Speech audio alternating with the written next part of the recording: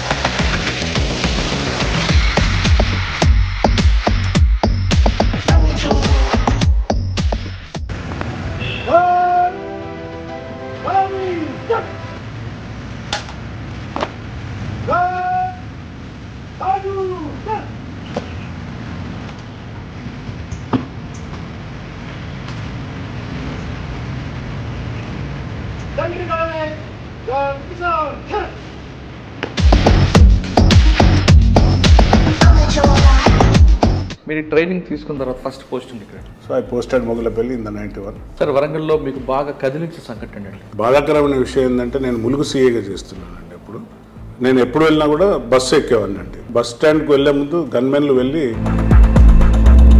So similarly అక్కడ ఉన్న ఒక ముస్లిం అబ్బాయి ఉండే, నా గన్మెన్గా ఉండే, వాళ్ళిద్దరు ట్విన్స్ అన్నదమ్ములు ఇద్దరు. సో పొరపాటున వాళ్ళ ఇంకో బ్రదర్ అక్కడికి వస్తే ఆయన ఫైట్ చేసి చంపడం జరిగింది. అయ్యో, అది చాలా బాధాకరం అనిపించింది. ఆర్టీసీ బస్సుల్లో పోలీసులే తిరుగుతున్నారని ఏటూరు నాగారంలో బస్సును కూడా బ్లాస్ట్ చేస్తారు. చాలా మంది అమాయకులు చనిపోయారు. దీనికి మూలానికి కారణం నాగరాజు అంటూ కూడా వాళ్ళు. అవును సార్, అంటే ఆలోచన మీరే ఇచ్చారు కదా వాళ్ళు. ఎవరైతే మాకు గైడ్గా ఉన్నారో, సార్ ఇక్కడ కొంచెం డిఫరెంట్ అనిపిస్తుంది సార్ మనకు, కానీ రోడ్ మాత్రం మళ్ళీ క్లియర్గా ఉందండి. సో ఏంటిదని చూస్తే సిరీస్ ఆఫ్ మైండ్స్, 70 మైండ్స్. అంటే పాల్వంచలో ఇష్యూలు సార్ట్అవుట్ చేయడంలో నాగరాజు గారి రోల్ ఉంది. అంటే పిఎస్ఆర్ ఆంజనేయ గారు కూడా మీకు సపోర్ట్ చేయడం. ఆ పరిస్థితులు అంటే ఏ పగవాడికి కూడా రావద్దు. అంటే పాపం వాళ్ళంతా బాధితులు అక్కడ కుటుంబాలు. శంకరన్న అనే ఒక ప్రతిఘటన లీడర్ ఉండేది, ప్రజా ప్రతిఘటన. ఇంటి ముందర దబాలన పడిపోయి నేను సరెండర్ అవుతున్నా సార్, నన్ను రక్షించండి అని మీ ఇంటి ముందు కాళ్ళు పట్టేసుకున్నాను సార్. మీకు డిటి నాయక్ గారు, సురేంద్ర బాబు గారు, నల్లి ప్రభాత్, పిఎస్ఆర్ ఆంజనేయులు గారు ఒక లెజెండ్స్ తో మీరు జర్నీ చేశారు. ఈ లెజెండ్స్ లో మీకు బాగా మనసుకు హత్తుకుపోయిన ఆఫీసర్ ఎవరండి? అంటే గురువు అయితే డిటి నాయక్ గారు అండి. సవాంగ్ గారు లాంటి వారితో కూడా చేసినాను. ఏబి వెంకటేశ్వరరావు గారు ఎస్పీగా వచ్చాక చాలా మార్పులు వచ్చాయండి. సార్ ఎస్ఐగా వచ్చాను, మీకు ఒక ఐపీఎస్ సాధించడం ఆషామాషి వ్యవహారం కదా. మీరు ఈ స్టేజ్ నుంచి ఈ స్టేజ్కి వచ్చారు, ఆ ఫీలింగ్ ఏ విధంగా ఉందండి? ఆ ఆనందాన్ని అంటే మాటలలో చెప్పలేనండి. ఈ లాస్ట్ జర్నీలో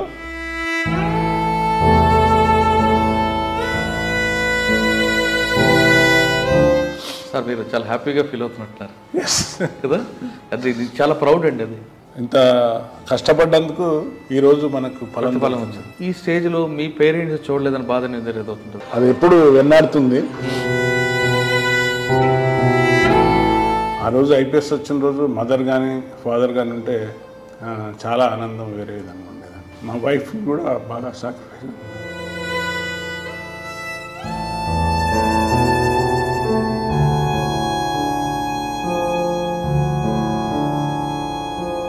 ఎన్నో రాత్రులు ఆమె వెయిట్ చేసిన రోజులు ఉన్నాయి. రేట్స్ పోయేస్తే కరెంట్ పోయిందంటే ఎక్కడో అటాక్ అవుతుంది అనేది ఒక సింబల్ అన్నట్టు. అంటే బాడీలను ఇట్లా ఎత్తుకొని వచ్చినాం.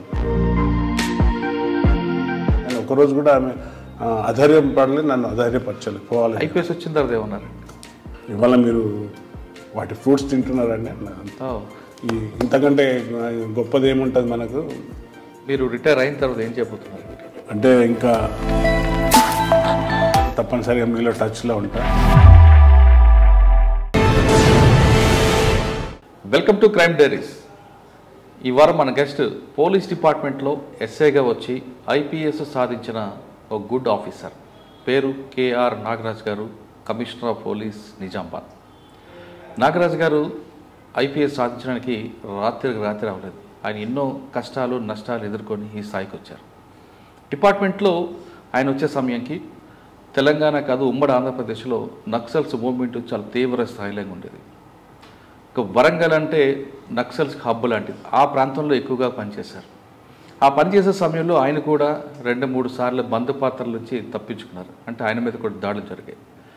అటువంటి ఆఫీసర్ ఐపీఎస్ సాధించడానికి చాలా కష్టపడి ప్రస్తుతం నిజామాబాద్ జిల్లాలో ఉన్నారు. మావోయిస్ట్ ఎఫెక్టెడ్ ఏరియాలో పనిచేసిన ఆయన ఇప్పుడు మావోయిస్ట్ ఎఫెక్ట్ లేకపోయినా నిజామాబాద్ లాంటి జిల్లాల్లో క్రైమ్ ఏ విధంగా ఉంది, క్రైమ్ నేచర్ ఏ విధంగా ఉందని తెలుసుకోవడంతో పాటు ఆయన వచ్చేసరికి ట్రెడిషనల్ క్రైమ్ జరుగుతుండేది. తర్వాత వైట్ కాలర్ రెఫరెన్స్ వచ్చింది, ఇప్పుడు సైబర్ క్రైమ్ మారింది. ఈ మూడిట్లో ఉన్న తేడా ఏంటి? అప్పట్లో ప్రజలకి పోలీస్ అంటే భయం, దాంతోపాటు గౌరవం ఉండేది. ఇప్పుడు అసలు గౌరవం పక్కన పెడితే భయం అనేది కూడా లేకుండా పోయింది. ఈ సిచ్యువేషన్లో పోలీస్ డిపార్ట్మెంట్ రాబోయే కాలంలో ఏ విధంగా సమస్యలు ఎదుర్కొంటుంది? ప్రజలకి పోలీసుల మీద మరింత గౌరవం పెంచాలంటే పోలీసులు పనితీరు ఏ విధంగా ఉండాలి అనే విషయాల్ని సార్ నేను తెలుసుకుంది. సార్ నమస్తే అండి. నమస్తే అండి. నాగరాజు గారు చెప్పండి. వరంగల్లో ఎప్పుడు ఏ ఇష్యూ జరిగినా నాగరాజు గారి పేరు ఎక్కువగా వినిపిస్తుంటుందండి. అవును సార్. మేజర్ ఇష్యూస్ ఉండేవి. అక్కడ కూడా 2-3 సార్లు ల్యాండ్ మైన్లో మీరు మిస్ అవ్వడం, మిమ్మల్ని టార్గెట్ చేసుకుంటేనే పెట్టడం, ఇవన్నీ జరుగుతుండేది. మీరు 1989లో డిపార్ట్మెంట్కి వచ్చేసరికి మూమెంట్ పీక్ టైంలో ఉండేది. ప్రజలు కూడా పోలీస్ అంటే రెస్పెక్ట్ ఇచ్చే సిచ్యువేషన్ చూశారు. అంటే కొన్ని ఏరియాలో భయం ఉన్నా పోలీసు ఒక కానిస్టేబుల్ రోడ్డు మీద నిల్చుంటేనే కంట్రోల్ అయ్యే పరిస్థితి చూశారు. ఇప్పుడు ఫోర్స్ మొత్తం రోడ్డు మీద ఉన్నా ప్రజలకి లేకపోతే, అంటే ప్రజల మార్పు రావడం అనేది సహజమే. కానీ ఈ సిచ్యువేషన్ రాబోయే కాలం ఏ విధంగా ఉండబోతుంది?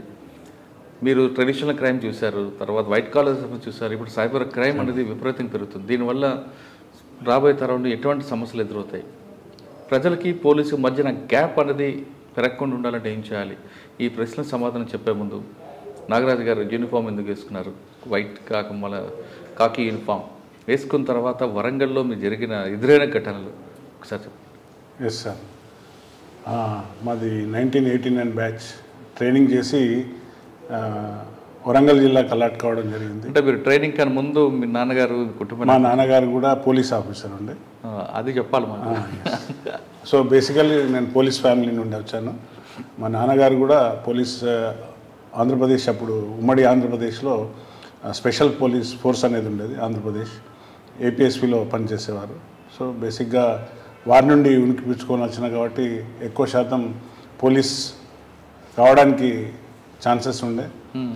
మరియు మా అన్నగారు కూడా, మా అన్నగారు ఆర్మీలో ఉండే. సో వారు ఒక మంచి స్పోర్ట్స్ మ్యాన్ ఉండే. వారు కూడా, మా నాన్నగారు కూడా ఫుట్బాల్ ప్లేయర్ ఉండే. సో ఇవన్నీ చూసుకున్నాక నేను కూడా హాకీ ఆడడం, తర్వాత నేషనల్ లెవెల్కు రిప్రజెంటేషన్ చేయడం, తద్వారా ఈ ఎస్ఐ జాబ్ రావడం, ఇదంతా నాకు ఒక అనుభూతితో కూడుకున్న ఫిట్నెస్గా భావించి నేను. నేటివ్ ప్లేస్ యాక్చువల్లీ నాన్నగారిది తమిళనాడు అండి. బట్ ఇక్కడ వచ్చి వారు ఇక్కడనే ఉండి కరీంనగర్లో కోరపల్లి అనే జమ్మికుంట విలేజ్లో, జమ్మికుంట మండల్ కోరపల్లి గ్రామంలో మా అమ్మగారిది నేటివ్ ప్లేస్ అండి. అక్కడ నుండి మా అమ్మగారిని వారు అప్పుడు 60స్లో, అంటే బిఫోర్ 60s, అంటే నా డేట్ ఆఫ్ బర్త్ 63, వారు అప్పుడు మ్యారేజ్ చేసుకున్నారు. సో వారు కూడా ఇక్కడనే స్థిరపడ్డారు. నా నేటివ్ ప్లేస్ జమ్మికుంట, కరీంనగర్, పాత కరీంనగర్ అవుట్లో. నేను చదివిందంతా కూడా వరంగల్లోనే. బట్ ఫార్చునేట్గా నేను నేటివ్ ప్లేస్ జమ్మికుంట కరీంనగర్ మండలం, కరీంనగర్ డిస్టిక్ అని రాసేసరికి ఐ వాజ్ అలాటెడ్, మళ్ళీ వరంగల్కి అలాట్ కావడం జరిగింది. అంతా మీ పేరు అందుకే నాగరాజన్ అంటున్నారు. అక్కడ మా హెడ్ మాస్టర్ గారు యాక్చువల్లీ నాగరాజు అని ఉంటే వారికి పలకరాకపోయేది. ముస్లిం హెడ్ మాస్టర్ ఉండే, నాగరాజు అని పిలవటంతో దాంతో నా పేరు నాగరాజుగా మారిపోయింది. మెమ్మలో కూడా నాగరాజు అని వచ్చేసింది. అలీబేగ్ సార్ అనేవారు హెడ్ మాస్టర్గా ఉండేవారు. కొంచెం ఉచ్చారణ తెలుగు, తమిళ్ స్లాంట్లో ఉండేవారికి వారు జూవగా మార్చేశారు, నాగరాజు అయిపోయిందని. అప్పటి నుండి నాగరాజుగానే గుర్తింపు పొందినాను. సార్ మీ బ్యాచ్ 89 అనేది చాలా పెద్ద బ్యాచ్, చాలా క్రీమ్ టీమ్ ఉండేది. రద్దం ప్రభాకర్ గారు సెలక్షన్లో వచ్చారు. 89 బ్యాచ్ అనగానే ఒక షీల్డ్ కనిపిస్తుంటుంది, ఆ మార్కే ఉంటుంది. మీరు ట్రైనింగ్ తీసుకున్న తర్వాత ఫస్ట్ పోస్టింగ్ ఇక్కడ? ఫస్ట్ పోస్టింగ్ నాకు ట్రైనింగ్ పూర్తి చేసుకొని కంప్లీట్ అయినాక ఫస్ట్ నాకు నెక్కొండ ఇచ్చారండి. నెక్కొండలో జాయిన్ అయిన ఒక 1 మంత్లో నాకు జాండీస్ అయ్యి సివియర్గా ఐ వాస్ బెడ్ రిటర్న్ అయినాను. అప్పుడు కొన్ని రోజులు రెస్ట్ చేశాక అప్పుడు కోటేశ్వరరావు ఎస్పీ గారు ఉండే, చిత్తూరు కోటేశ్వరరావు గారు. సో సార్ సార్ నేను ఇట్లా సిక్ అయిపోయినాను, మళ్ళీ గూడూరుకు వెళ్ళాలి అంటే, సరే టైమింగ్గా మీరు యూనివర్సిటీ పోలీస్ స్టేషన్లో ఉండండి అని నాకు అక్కడ అటాచ్ చేశాక ఒకానొక సందర్భంగా మళ్ళీ మన పోలీస్ మీట్ అయింది. పోలీస్ మీట్లో మేము గుంటూరు అనుకుంటా వెళ్ళి అక్కడ హాకీలో విన్నర్ కప్ గెలుచుకొని వచ్చాం పోలీస్ టీం నుండి. సో అతను అప్పుడు చూశాడు, అరే నువ్వు ఇంత యాక్టివ్ ఉన్నావు, యూనివర్సిటీ టౌన్లో ఏం చేస్తావు బాబు, నువ్వు మొగులపల్లి వెళ్ళాలి, అక్కడ మనకు చాలా క్రిటికల్గా ఉంది పరిస్థితి. ఎందుకంటే ఉదయం లేస్తే సార్కు నేను దగ్గరగా చూశాను సార్ని, కిడ్నాప్లు అయ్యేది అప్పుడు ఎక్కువ సర్పంచ్లను, ఎంపీటీసీలను, ఇలా మావోయిస్టులు, ఇప్పుడు పీపుల్స్ వారు ఎవరైతే ఉంటేనో ఇప్పుడు మావోయిస్టులు వారిని కిడ్నాప్ చేసి తీసుకుపోవడం, లేకుంటే చాలా వరకు బీడీ కల్లాలు కాలపెట్టడం, తర్వాత ఈ బ్లాస్టింగ్స్ చేసి గ్రామ పంచాయతీ బిల్డింగ్స్, తర్వాత మన ఏవైతే ప్రభుత్వ ఆస్తి ఉండేదో వాటినంతా బ్లాస్టింగ్లలో పోయేది ఉండే. సో మిలిటెంట్ నెట్వర్క్ బాగుండేది. ఆ టైంలో నన్ను చూసి, నువ్వు ఇంత యాక్టివ్ ఉన్నావు, why don't you go to Mogulapalli అన్నారు. మంచి సార్ అన్నాను. సో నా కెరియర్ ఇక మొగులపల్లి నుండి స్టార్ట్ అయింది. So I posted Mogulapalli in the 91. అక్కడ వెళ్ళేసరికి ఏ గ్రామం వెళ్దామన్నా కూడా చాలా ఇబ్బందికరంగా ఉండేది. అప్పుడు రోడ్డు రవాణా వసతి సరిగా లేకుండే, ప్లస్ ప్రతిదీ పోలీస్ అధికారి అనేవారు బయటకు వెళ్ళాలంటే ఒక 10-15 మంది లేకున్నా కూడా బయటకు వెళ్ళలేకపోయే పరిస్థితి ఉండేది. అప్పుడు ఆ పరిస్థితులలో నేను అక్కడ ఛార్జ్ తీసుకున్నాక స్టార్టింగే నేను ఒకరోజు క్రైమ్ మీటింగ్ అని పర్కాల్కి వచ్చాను. అప్పుడు పర్కాల్లో క్రైమ్ మీటింగ్ అయిపోయినాక నైట్ టైం అయింది. సో నైట్లో వెళ్ళడం ఎట్లా అని ఆలోచించి నేను అక్కడనే పర్కాల్ పోలీస్ స్టేషన్లో పడుకున్న సందర్భంలో సెట్లో, సార్ ఇట్లా పోలీస్ స్టేషన్ మీద అటాక్ అయ్యే ప్రయత్నాలు చేస్తున్నారు, మనకు ఎదురుగా, అప్పుడు మీకు తెలుసు అప్పుడు సారా లిక్కర్ అనేది వారిని వాయిన్ అనేవారు. సో అది పోలీస్ స్టేషన్ ముందటనే అమ్మే పరిస్థితులు రోజులు అప్పుడు, వాళ్ళకి ప్రొటెక్షన్ ఇచ్చే విధంగా. సో అది కాలబెట్టేశారు. మామూలు భయపడి ఫైర్ ఓపెన్ చేశారు. సెట్లో చెప్పగానే నేను అక్కడున్న ఫోర్స్ని తీసుకొని పర్కాల్ నుండి మళ్ళీ మొగలపల్లి నైట్లో వెళ్ళడం జరిగింది. వెళ్ళి వారు భయంలో మా మీద కూడా ఫైర్ చేసే సందర్భంగా అరుచుకుంటూ ఇట్లా పోలీస్ అనగానే కామ్ డౌన్ అయినాక వెళ్ళి, రోడ్డు రవాణా మనకు బాగాలేకపోయేసరికి అక్కడ వెళ్ళడం కూడా చాలా కష్టతరంగా ఉండేది. సో ఆ పరిస్థితులలో నేను ఛార్జ్ తీసుకున్నాను. తీసుకున్నాక ప్రతి గ్రామాన్ని ఫస్ట్ నేను విజిట్ చేయడం. కానీ మీరు ఛార్జ్ తీసుకున్న తర్వాత మీకు ఒక ఇన్స్టెంట్ వెల్కమ్ చెప్పారు కదా వాళ్ళు? అవునండి, అదే కాకుండా ఇంకా కొన్ని సందర్భాలలో కొన్ని జరిగినాయండి. అప్పుడు కోటేశ్వరరావు గారు అదే టైంలో ట్రాన్స్ఫర్ కావడం, డాక్టర్ డిటి నాయక్ గారు ఎస్పీగా రావడం. సో వారు రాగానే నన్ను పిలిచారు.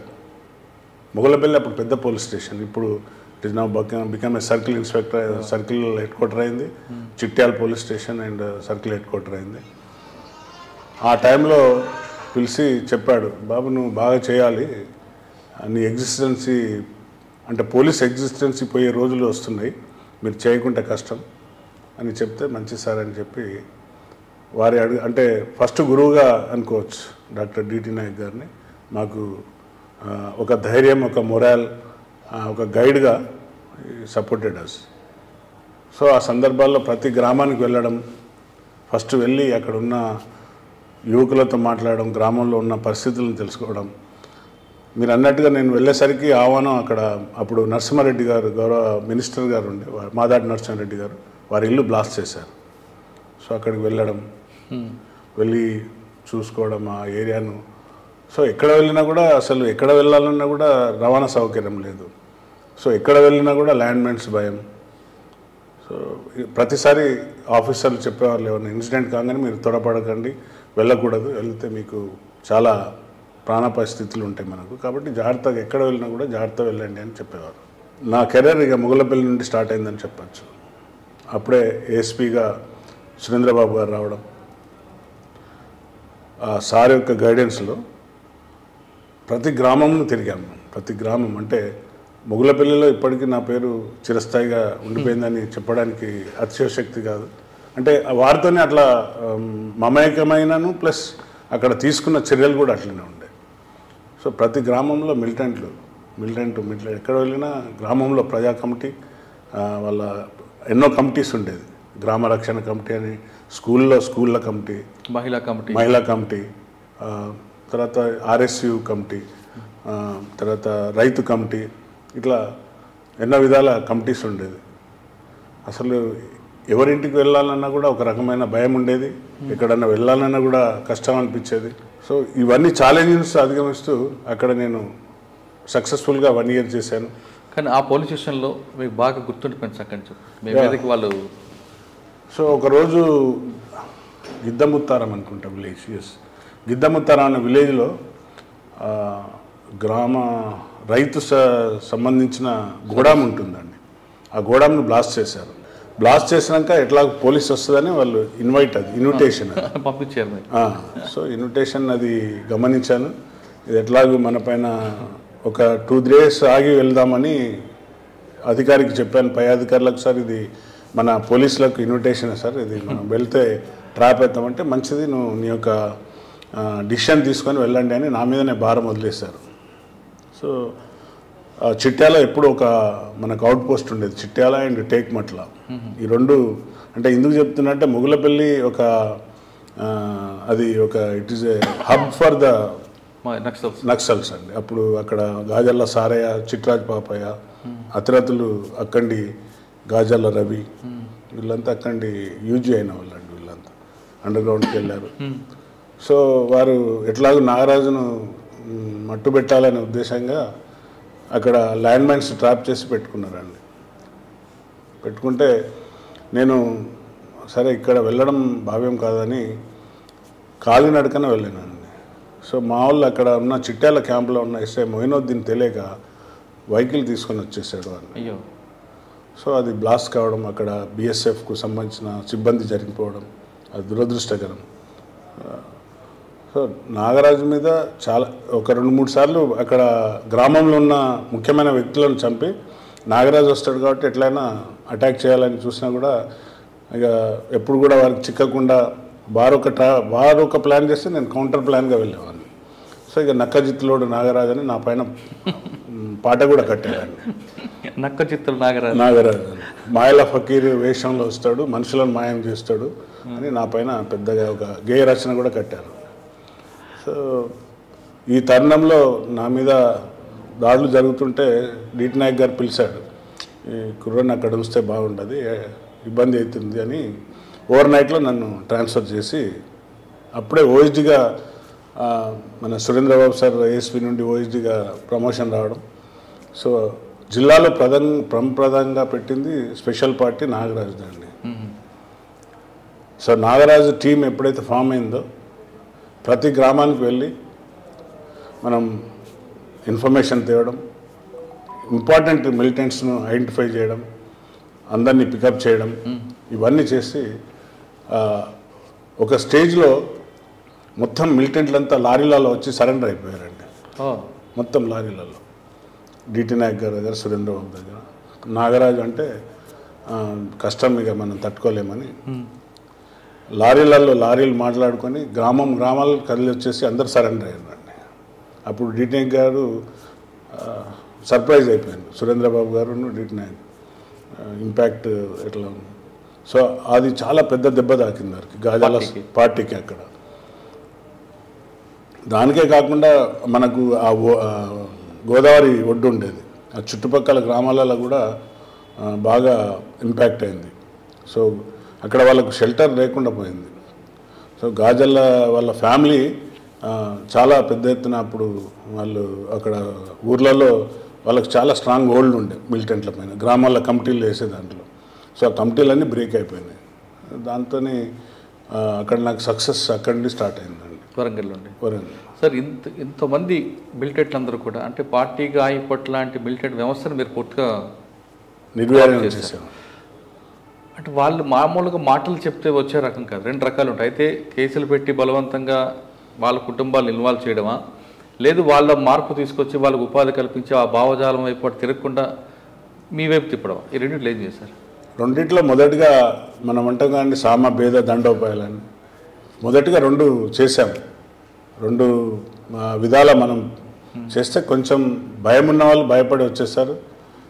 ఇంకా కొందరు ఇందుకు కొంచెం పేరెంట్స్ కూడా ఇన్వాల్వ్ అయ్యి ఇందుకు మాకు పోలీస్తో కేసులలో ఎందుకు తిరగడం అని కొందరు.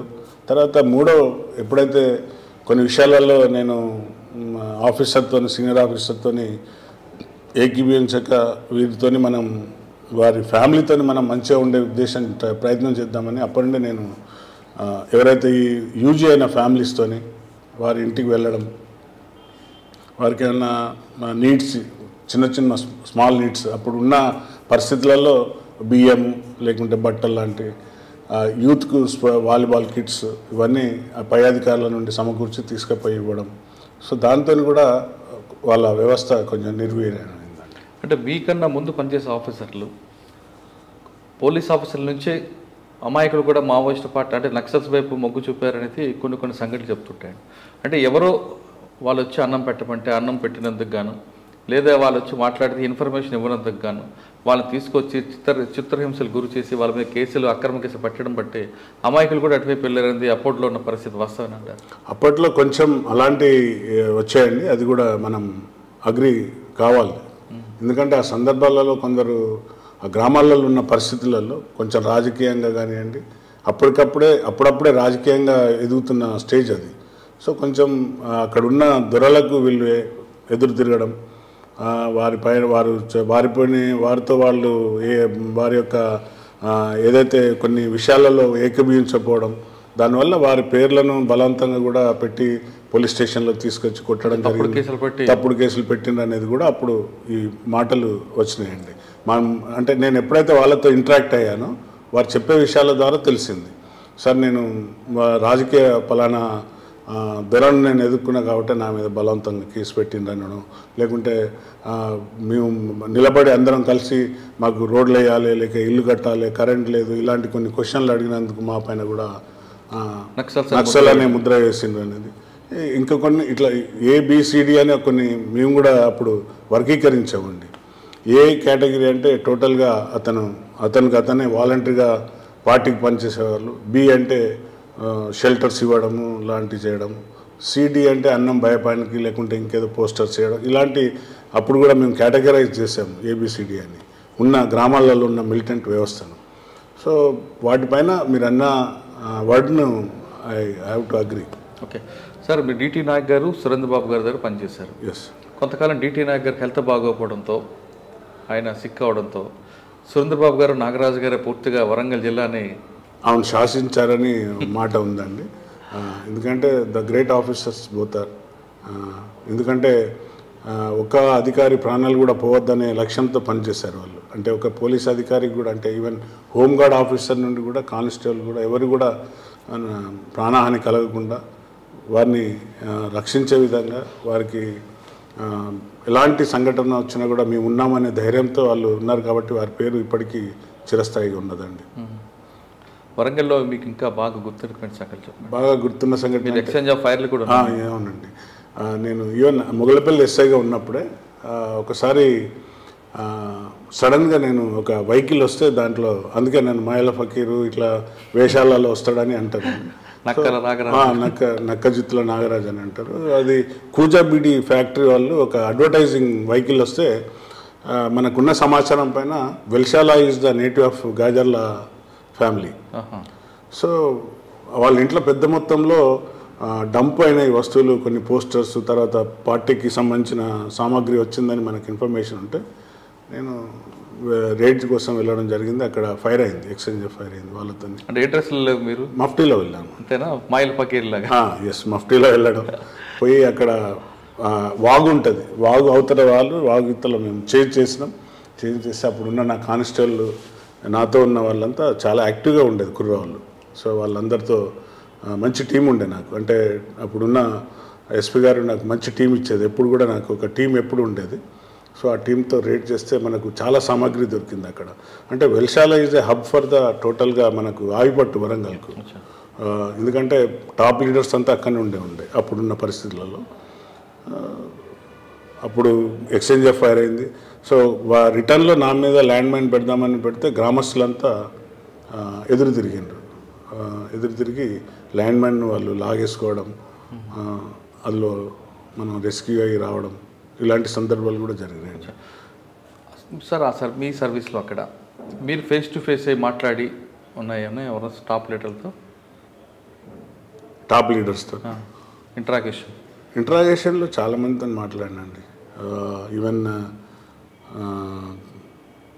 ఏమన్నా ఇంపార్టెంట్ క్యాడర్ సరెండర్ అయితే నాకే అప్పగించేవాళ్ళు. సో వారితో ఇంట్రాగేషన్లో నేను ప్రతిదీ ఇంట్రాగేషన్ రిపోర్ట్ తీసుకొని ఆఫీసర్లకు చెప్పేవాడిని. పేరు గుర్తులేదు, మన వరారావు గారికి అల్లుడవుతాడు అతను, బక్కన్న అనుకుంటా, బక్కన్ననే. అతని ఇంట్రాగేషన్ అంతా నేను చేయడం. కానీ మీరు గాజర్ల రవి కుటుంబానికి సంబంధం గాజర్ల అశోక్ కానీ వాళ్ళు ఎవరిని ట్రాక్ చేయలేదా? ట్రాక్ చేశానండి. వాళ్ళు చాలా సందర్భాల్లో వారితో నాకు ముఖాముఖిగా సందర్భాలు కూడా ఏర్పడ్డాయండి. అంటే వాళ్ళు నా మీద ఒక అభియోగం కూడా చేశారు, నేను వాళ్ళ ఇల్లును ధ్వంసం చేశానని, వాళ్ళ పంటలు నష్టం చేసినానని, ఇట్లా ఈ విధంగా కొన్ని తప్పుడు అభియోగాలు కూడా మోపారండి. కానీ వరంగల్లో ఒకసారి గాజర్ల అశోక్ మీరు పక్కనే బస్సులో సీట్లో కలిసి వెళ్ళారట కదా, మీరు గుర్తుపట్టలేదని అంటారు? లేదండి, అట్లా సందర్భాలు లేదు. నేను బాగా గుర్తుపడతాను వాళ్ళను. నాగరాజు పేరు చెప్తే సహజంగా దగ్గర రావడం కాదు కదా, ఒక 10 కిలోమీటర్ల దూరం ఉండాలని ఆలోచించట్లేదంటారు వాళ్ళు. లేదండి, అది ఉట్టిదే. అది నాగరాజు ఉన్నాడంటే ఆ గ్రామంలో కానివ్వండి లేకుంటే పక్కకు కానీ ఎవరు కూడా రావడానికి ఎలా తీసుకొచ్చారండి? అంటే బేసిక్గా ఏదైనా టార్గెట్ చేసుకుంటే ఏమైనా చేయాలి అనుకుంటే ఆ తపనతో ఇది చేయగలిగితేనే మనకు గుర్తింపు వస్తుంది. అంటే ఇది చేస్తే సమాజానికి మేలయ్యే విధంగానే పనిచేసాను తప్ప ఎవరికో నష్టం జరగాలని ఏ రోజు కూడా ఆలోచించారు. కరెక్ట్, మీరు ఆ జోషు ఆ ప్యాషన్తో వెళ్ళారు. కానీ మీకు రిస్క్ అవుతున్నప్పుడు మీరు అంత రిస్క్ అప్పుడు అసలు ఆలోచన లేదండి. మనం చనిపోతాం కావచ్చు అనే, చనిపోయినా కూడా ఛాలెంజ్గా తీసుకుందాం అనే ఉద్దేశంగా వెళ్ళేవాడినండి. చావుకు ఎప్పుడు కూడా ఈవెన్ మా ఇంట్లో మా ఫ్యామిలీ కూడా ఎప్పుడు కూడా మీరు వెళ్ళకండి అని ఒకరోజు కూడా సపోర్ట్ మీకు ఎక్కువ. ఎస్ అండి, 100% ఆమె సపోర్ట్ అండి. అంటే మిడ్ నైట్లో ఫోన్, అప్పుడు ల్యాండ్ ఫోన్సే కానీ, మిడ్ నైట్ ఫోన్ వచ్చిందంటే వెళ్తున్నా అంటే ఎందుకు వెళ్తున్నారు ఆగమని ఒకరోజు కూడా సందర్భం లేదండి. అదే ఆవిడ సపోర్ట్ ఉంది కాబట్టి మీరు ఇంకా ముందుకు వెళ్ళగలిగినాను. లేదంటే చాలా మంది మనకెందుకు ఉద్యోగం, మనకెందుకు ఇది, ఆ సందర్భాలు కూడా ఎక్కువ డిస్కషన్లో మా ఫ్యామిలీ నేను మా ఆవిడ మాట్లాడుకున్న సందర్భాలు కూడా ఉన్నాయి. అరే పలానా వాళ్ళు ఆవిడ వచ్చి నాతో చెప్తుందండి, మీరు ఎందుకు పోతున్నారు ఇంత అని అడుగుతున్నారు, మీ సార్ని ఆపరా మీరు అని ఈ విధంగా కూడా క్వశ్చన్లు చేసిన రోజులు ఉన్నాయండి. సో చెప్పాను వారికి, లేదమ్మా వాళ్ళు అట్లనే చెప్తారు, మనం డిమోరలైజ్ కాకూడదు, మనం చేస్తున్నది మనం చేయాలి, మనం వెనుకకు అడిగేస్తే మనకే నష్టం అని. సో నేను థ్రెట్ ఉన్నా అని చెప్పి నాకు థ్రెట్ ఉందని ఆఫీసర్లు ఎప్పుడు కూడా నన్ను హెడ్ క్వార్టర్లో లేకుంటే గార్డ్లో ఉండేవాడిని అండి. సార్ వరంగల్లో మీకు బాగా కదిలించిన సంఘటన అండి? కదిలించిన సంఘటన అంటే అండి మీకు బాగా మనసుకి ఇప్పటికీ చాలా అంటే బాధాకరమైన విషయం ఏంటంటే, నేను ములుగు సీఏగా చేస్తున్నానండి అప్పుడు, బహుశా 92 అనుకుంటా, 2000 మధ్యన, 99-2000 మధ్యన నేను సీఏగా ఉన్నా అండి. నేను ఎప్పుడు కూడా ఫ్యామిలీతో ట్రావెల్ చేయడం కానివ్వండి లేకుంటే సినిమాలకు వెళ్ళడం కానీ, ఎస్ఐ అయినప్పటి నుండి వారితో ఎప్పుడు కూడా లైఫ్లో వాళ్ళతో పిక్చర్ వెళ్ళడం అట్లా చేయలేదండి. పిల్లలు ఒక వెహికల్లో వెళ్తే నేను బస్సులో లేదా లారీలో వెళ్ళేవాడిని అండి. నేను సీఏగా ఉన్న రోజులలో నేను ఎప్పుడు వెళ్ళినా కూడా బస్సు ఎక్కేవాడిని అండి. సో నేను బస్ స్టాండ్కి వెళ్ళే ముందు గన్మెన్లు వెళ్ళి ఒకసారి బస్ స్టాండ్ అంతా చూడడం, షాప్ల కాడ ఉన్న వాళ్ళను పలకరించడం, చెక్ చేయడం చేసేవాళ్ళు. సో సిమిలర్లీ అక్కడ ఉన్న ఒక ముస్లిం అబ్బాయి ఉండే, పేరు నా గన్మెన్గా ఉండే, లాయక్ గారు నేమ్ మర్చిపోయాను. వాళ్ళిద్దరు ట్విన్స్, అన్నదమ్ములు ఇద్దరు. సో పొరపాటున వాళ్ళ ఇంకో బ్రదర్ అక్కడికి వస్తే నేను ఫైట్ చేసి చంపడం జరిగింది. అతని పైన కార్బన్తో ఒక బుల్లెట్ల వర్షం కూడా. గన్మెన్ అనుకున్నాను. ఇక నాగరాజు బయటకు వస్తున్నాడు అనుకొని వాళ్ళు అక్కడ పొంచి ఉన్నారు. సో ఈ కుర్రోడు అప్పుడే వాళ్ళ బ్రదర్ మెడికల్ డిపార్ట్మెంట్లో పనిచేస్తాడు, ట్విన్స్ ఇద్దరు సిమిలర్గా ఉంటారు. సో ఆ కుర్రోడిని దాడి చేయడం, ఆ పిల్లాడు పాపం చనిపోవడం, అది చాలా బాధాకరం అనిపించింది. దానికి రిటాలియేషన్ ఉన్నాయండి. మరి తప్పనిసరిగా యాక్షన్కు రియాక్షన్ ఉండేవాడిని అండి, ఎప్పుడు కూడా వెనకాడలేదు. ఆ రిటాలియేషన్లో బంపింగా లేదా రియల్ ఎన్కౌంటర్ సార్? లేదు, రియల్ ఫైరింగ్. ఇప్పుడు కూడా ఎదురుకాల్పులు అయినాయి తప్ప బంపింగ్ అనేది చాలా తప్పు ఆలోచనలు. ఇప్పుడు నేను 2-3 సందర్భాలలో లైవ్ చేసినా కూడా ప్రజానాయక వాళ్ళు ఇది ఎన్కౌంటర్ కాదు, ఫేక్ ఎన్కౌంటర్, ఇది ఎదురుకాల్పులు కాదు, తీసుకెళ్ళి కాల్ చేసిన సందర్భాలు ఇవి ఎప్పుడు కూడా ఎదుర్కొన్నామండి. చాలా ఫేస్ చేసినాం. నా పైన కోర్టులో కూడా చాలా కేసులు వేయడం, పౌర హక్కు నాయకులు నా పైన. ఇప్పుడు నాగరాజ్తో మాకు ప్రాణభయం ఉన్నదని కూడా హైకోర్టులో రిట్ వేసిన సందర్భాలు ఉన్నాయి. ఓకే సార్, వరంగల్లో మీకు బాగా మనసుకి కదిలించాకని చెప్తారు. అదేవిధంగా వరంగల్లో మీకు బాగా గుర్తుండిపోయి ఈరోజు కూడా ఆ ప్రాబ్లం సాల్వ్ అయిందంటే నా వల్లే అన్నది ఏమైనా గుర్తుందా? అంటే నక్సల్ పరంగా తీసుకుందామండి, ఏదైనా పరంగా. అంటే నాకు హార్ట్ టచింగ్ అంటే మా బాధిత కుటుంబాలు ఏదైతున్నారో పోలీస్ అధికారులు, పిల్లలు, ఫ్యామిలీస్ చాలామంది పాపం ఎడ్యుకేషన్ తక్కువ ఉండి అటెండర్ పోస్టులలో అక్కడిక్కడ ఉండేవాళ్ళు అండి. సో అప్పుడు ఎస్పీగా నల్లి ప్రభాత్ గారు అనుకుంటా ఉన్నారు. ఒకసారి ఎప్పుడు కూడా అమర దిన సందర్భంలో వారితో ఇంటరాక్ట్ కావడం, వారితో మాట్లాడడం చేసినప్పుడు వాళ్ళు చాలామంది ఏడ్చుకుంటూ చెప్పారండి, ఇట్లా మేము అంతా సరిగా జాబ్స్ ఇట్లా ఉన్నాయి మాకు పరిస్థితులు. అంటే ఎస్పీ గారు పిలిచి ఎట్లా చేద్దాం ఇది అంటే, సార్ వీళ్ళను ప్రైవేట్ ఎగ్జామ్స్ రాపించి వీరికి ఒక మినిమం జూనియర్ అసిస్టెంట్ స్కేల్లో పోయే విధంగా ఈ అటెండర్ పోస్ట్ కాకుండా అని చాలామంది ఫ్యామిలీస్ను మనం ఎగ్జామ్స్ రాపించడం, వారికి సహాయంగా చేయడం, అది నాకు ప్లస్ వాళ్ళకు హౌస్ ఫ్లాట్స్ లేకపోతే వాటిపైన కూడా చేసి వారికి హౌస్ ఫ్లాటింగ్ చేయించడం, ఇలాంటి సందర్భాలు నాకు మర్చిపోలేనండి. ఓకే, నళిని ప్రభాత్ గారి టైంలో మీకు పోటీగా ఆయన కూడా ఒంటరిగా వెళ్ళి వాళ్ళని వీళ్ళని ఎత్తుకొచ్చేవారట కదా, కంటికి ఉంటామని వెళ్ళి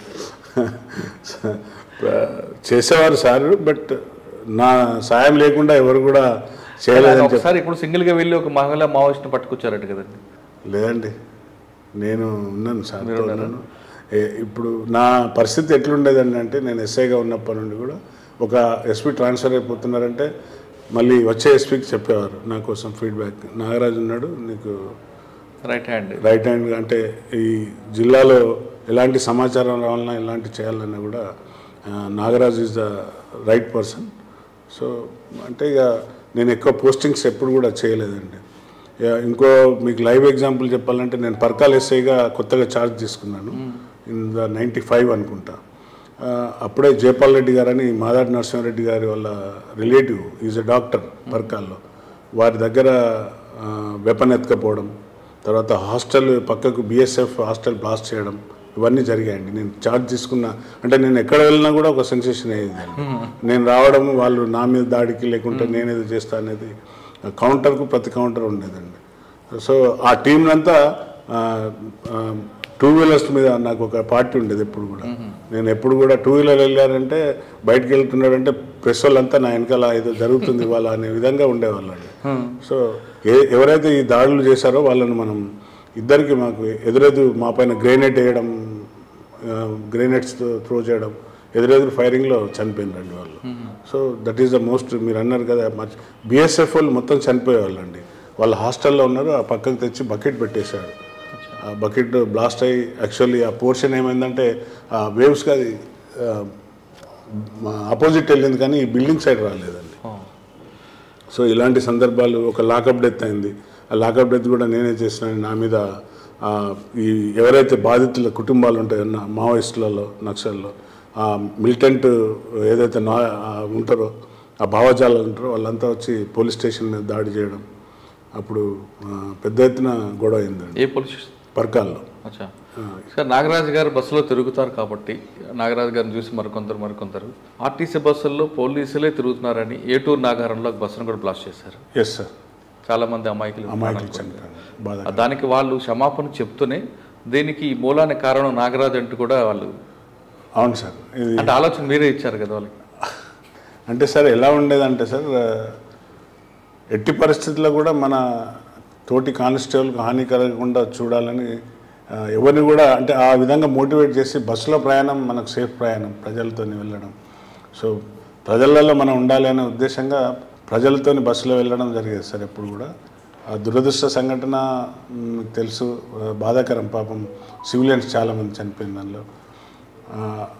అదే కాకుండా ఈవెన్ నేను వస్తా అని చెప్పి ఆర్ఎస్ ప్రవీణ్ కుమార్ గారు ఓఎస్డీగా ఉండే ఒక అందుకు తండ అనుకుంటా, కాదు సారీ, అందుకు తండ కోసం మోరంచ 70 ల్యాండ్ మైన్స్ పెట్టారు. నాగరాజు వస్తాడు ఎట్లాగూ, ఇలా వస్తే వెళ్ళిపో అంటే ఈ జోన్లో వస్తే వాడు తిరిగిపోవద్దనే ఉద్దేశంగా ఒక 70 ల్యాండ్ మైన్స్ పెట్టారండి. సో ఫార్చునేట్గా మేము ఆ రోజు వెళ్తున్నాం. ఒక రకమైన అక్కడ సమ్మర్ అవుట్లో మాకు అది ఉన్న ఎవరైతే మాకు గైడ్గా ఉన్నారో, సార్ ఇక్కడ కొంచెం డిఫరెంట్ అనిపిస్తుంది సార్, మనకు మట్టి అంతా తీసేసినట్టు ఏదో సంథింగ్ ఆ రూట్ అనేది క్లియర్గా లేదు సార్ అంటే అందరు పార్టీ అంతా అయిపోయింది. చూస్తే ఒక సుమారుగా ఈ మట్టినంతా తీసుకుపోయి వేరే ఎక్కడైతే గడ్డిలో పోసారో ఆ గడ్డి కాలేదు అన్నట్టు, ఆ మట్టి కుప్పలు అట్లనే కనపడుతున్నాయి మనకు. కానీ రోడ్ మాత్రం మళ్ళీ క్లియర్గా ఉందండి. సో ఏంటిదని చూస్తే సిరీస్ ఆఫ్ మైన్స్, 70 మైన్స్. అంటే అందులో ఆ జోన్లో పోతే మొత్తం టీం అంతా స్మాష్ అండి. మళ్ళీ రాదు ఇక వెనక తిరిగి చూసే బాడీలు పీసెస్ ఎదుర్కోవాల్సి వస్తుందండి. ఆ సందర్భం ఉండే నాగరాజు వస్తాడు ఎట్లాగో ఇంట్లోకి వెళ్ళిపోవద్దు వాడు అనే ఉద్దేశంగా 70 ల్యాండ్ మైన్స్ లేఅవుట్ చేసి పెడితే అది లక్కీలీ పార్టీలో ఉన్న స్పెషల్ పార్టీలో ఉన్న వాళ్ళు చూసి ఆ మూమెంట్లో గుర్తుపట్టడం జరిగింది. సో వాటిని అన్నింటినీ అక్కడనే మళ్ళీ ఎక్స్పర్ట్ని పిలిపించి డిఫ్యూజ్ చేయడం జరిగింది. అంత హార్డ్ టార్గెట్గా ఉన్న సమయంలో కూడా ఏ రోజు కూడా వెనకాడగలేదండి.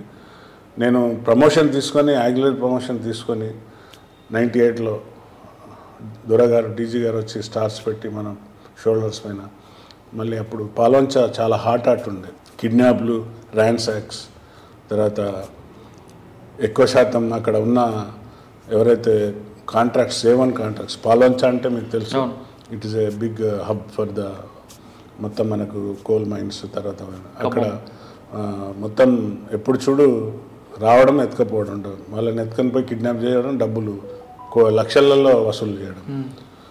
నన్ను అక్కడ పోస్టింగ్ చేశారు డిఎస్పీగా, ఇన్స్పెక్టర్ సిఐగా. అప్పుడు పిఎస్ఆర్ అంజనేయులు గారు ఎస్పీ ఖమ్మంగా ఉండి నన్ను మరీ అడిగి తీసుకొని వెళ్ళారు. నాగరాజ్ కావాలి సార్ ఇక్కడ అని. రిటైర్డ్ డీజీ గారు మన అప్పుడు డిఐజీగా ఉండే మాకు, ఎవరు పోయి మన అంతకంటే ముందు అనురాగ్ శర్మ గారు డిఐజీగా ఉండే.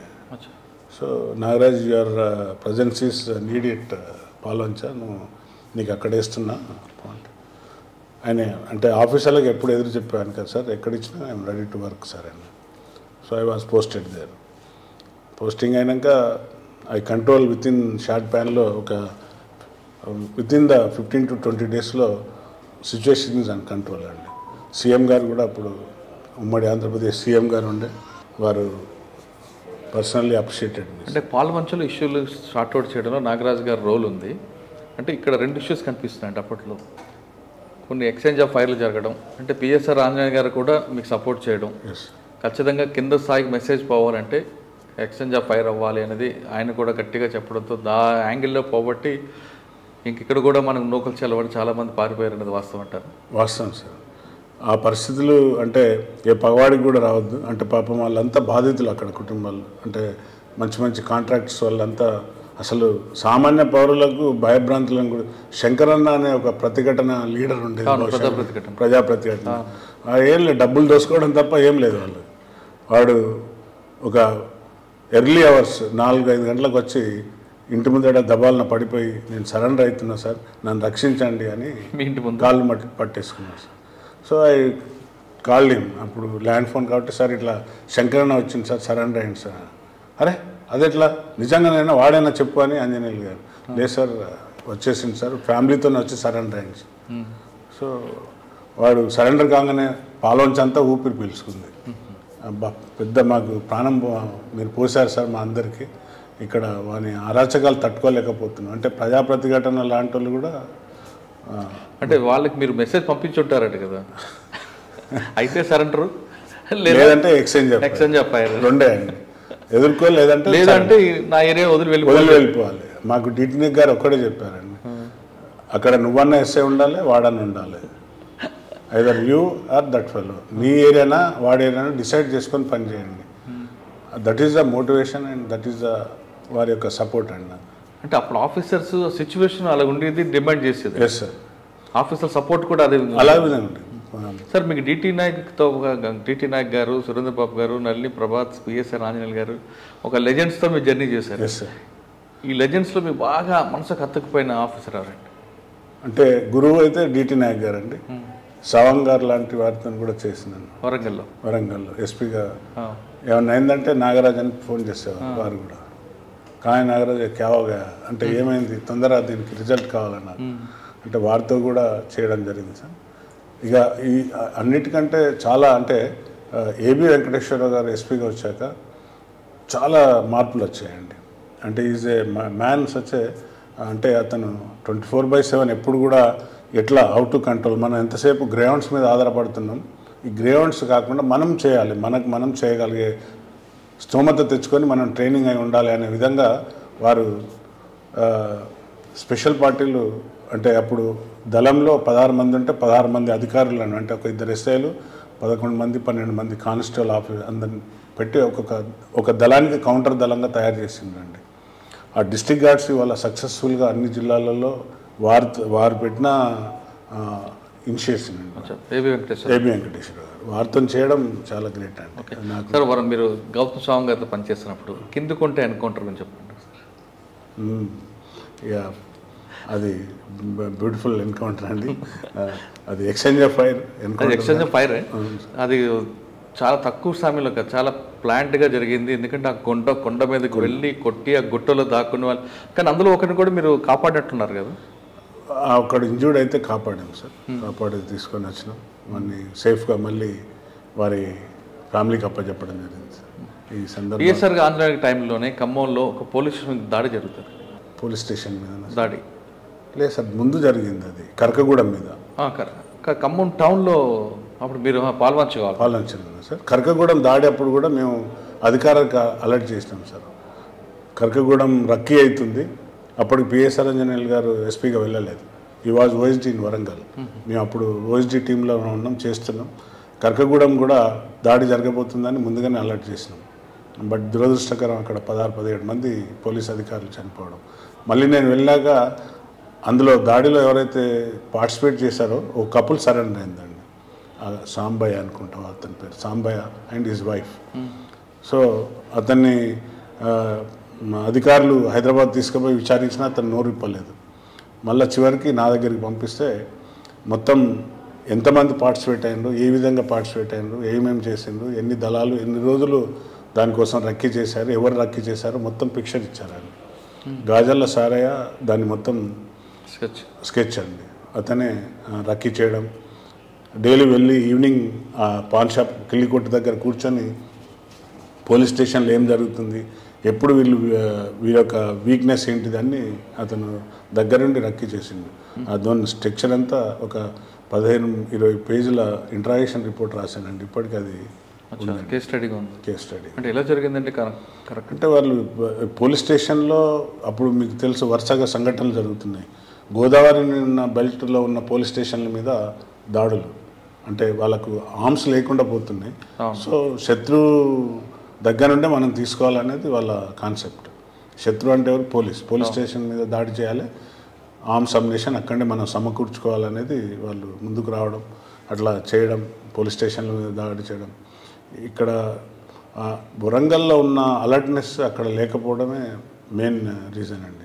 ఖమ్మంలో కరకగూడెం పోలీస్ స్టేషన్. కానీ తర్వాత వరంగల్లో ఉన్న ట్రైనింగ్ అంతా మిగతా అన్ని జిల్లాలకు వచ్చినట్లేదు కదా? మొత్తం అదే చెప్పాను కదండి. ఏబి వెంకటేశ్వర అనే వ్యక్తి డిస్ట్రిక్ట్ గార్డ్స్ అనేది ఎప్పుడైతే ఆయన ఫామ్ చేశాడో అది అన్ని జిల్లాలకు పోయింది, అంతటా ట్రైనింగ్ అయింది. అదే ఉనికి పుచ్చుకొని పిఎస్ఆర్ ఆంజనేయులు గారు కూడా చేసినప్పుడు వారితో పాటు నేను 1 year చేశాను. 1 yearలో ఖమ్మంలో మనం కంట్రోల్ చేయగలిగినామండి. ఖమ్మంలో రౌడీస్ని కూడా బాగా ఎరగొట్టేవారు. అవునండి. దాని తర్వాత మళ్ళీ దురదృష్టకరం ములుగు గోపిచంద్ అనే అబ్బాయి పసరాలో తాడువాయి ఇక్కడ బ్లాస్ట్ కావడం, మళ్ళీ నన్ను వరంగల్కి తీసుకురావడం, ములుగులో 3 years చేయడం. అక్కడ ఈ చిన్న చిన్న దళాలు ఉనికి లేకుండా మొత్తం ఈవెన్ మన ప్రజెంట్ సీతక్క గారు కూడా బెల్లంలో ఉండేవారు వాళ్ళు. సో ఆమె కూడా జనశక్తి జనశక్తిలో ఉండే అలాంటి దళాలన్నీ ఉనికి లేకుండా ఈరోజు ఆ ఫ్రూట్స్ని ఎంజాయ్ చేస్తున్నారండి మన జిల్లా వాళ్ళు. అంటే మీరు వేసిన విత్తనాలు ఈరోజు ఫ్రూట్స్ నేనని కాదు, వరంగల్ జిల్లా టీం ఆ టీం ఈవెన్ హోంగార్డ్ నుండి మొదలు పెడితే ప్రతి ఒక్కరు భాగస్వామి ఉందండి. నాగరాజ్ ఒక్కందే కాదు, అందరిది. ఎన్నోసార్లు even Bhupalpally police station construction అప్పుడు కూడా నేను అప్పుడు ఎవరు కాంట్రాక్టర్ రాలేదండి. రాకుంటే మళ్ళీ అప్పుడు ఆర్పి ఠాకూర్ గారు వచ్చారు, ఎస్పీ గారు. నాగరాజ్ ఎట్లా ఇది we have to construct the building అక్కడ కట్టాలంటే మళ్ళీ మేము ఒక ఆంధ్ర నుండి టీం తీసుకొచ్చి వాళ్ళని అక్కడనే ఉంచి, అంటే ఆ పరిస్థితులు ఎట్లున్నాయో మీరు ఊహించండి. అంటే మేస్త్రి కూడా వచ్చి మా పోలీస్ స్టేషన్ కట్టడానికి ముందు రాని రోజులండి. సో ఆంధ్ర నుండి ఒక టీం తీసుకొని వచ్చి నేను అక్కడనే వాళ్ళను వారితో పాటు నేను అక్కడనే ఉండి పోలీస్ స్టేషన్ కట్టేయడం జరిగిందండి.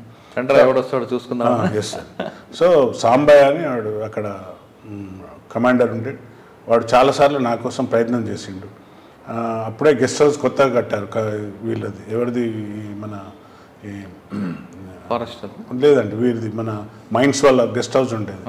సో అక్కడికి వస్తాడు, ఎట్లయినా తినడానికో పడుకోవడానికో వస్తే కొడదామని చాలాసార్లు ప్రయత్నం చేశాను. బట్ ఐ నెవర్ ఎప్పుడు కూడా గెస్ట్ హౌస్కి వెళ్ళలేదు. ఎప్పుడు కూడా పోలీస్ స్టేషన్ కన్స్ట్రక్షన్ అయ్యేంత వరకు కూడా నేను పైన వర్కర్స్తో పడుకొని ఆ పోలీస్ స్టేషన్ కంప్లీట్ చేయించానండి.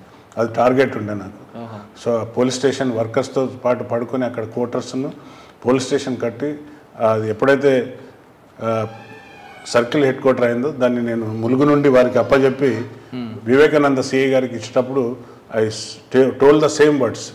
సిఐ గారు మీరు ఎట్టి పరిస్థితుల్లో కూడా గెస్ట్ హౌస్కి వెళ్ళకూడదు, నాకున్న సమాచారం ఇది, మీరు కానీ గెస్ట్ హౌస్ వెళ్తే మీ పైన దాడి జరుగుతుంది, మీరైనా కాదు ఏ అధికారి పైన దాడి జరుగుతుంది, సో మీరు వెళ్ళకూడదంటే వారు నా మాట వినలేదు.